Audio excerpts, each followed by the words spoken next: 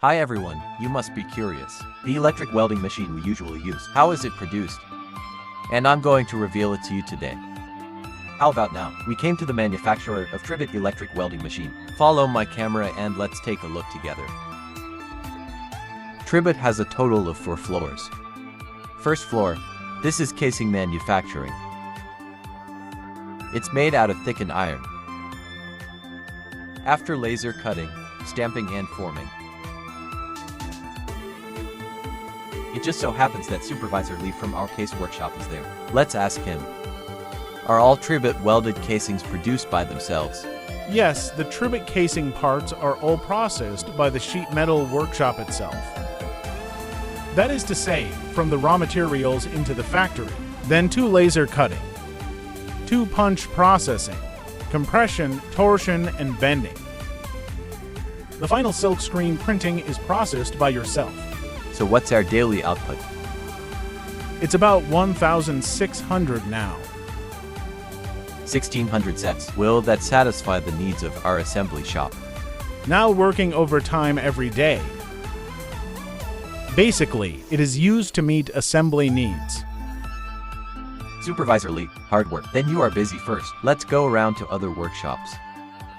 Now this is the work in progress warehouse on the 3rd floor. All the components used in the welding machine, it's all here.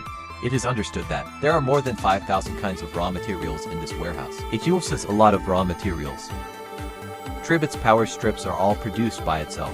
Here are the patches and plugins. Precision components on the power board are operated by these 2 high-end machines. And one of our engineers is right here.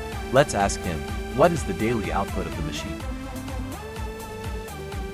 Hello, what is the daily output of all our machines? Normal, the patch machine over there. Add the machine with our plug-in. The total daily output is around 100,000. At the same time, the completion of our machine is very precise. We still have some handmade plugins outside. You can go outside and have a look. Well, let's take a look together. How is the manual plug-in done?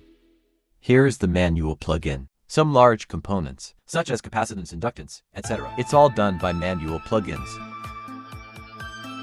Then tin is fixed through this with soldering. Achieve the effect of stabilizing components.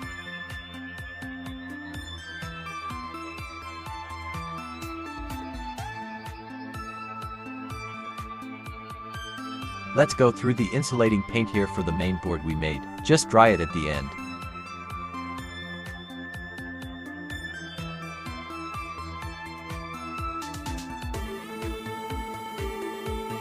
Tribet welding machine main transformer. It's homegrown. Handcrafted with all copper coils. The 4th floor is our assembly workshop. All the raw materials are gathered here, assembled through the assembly line.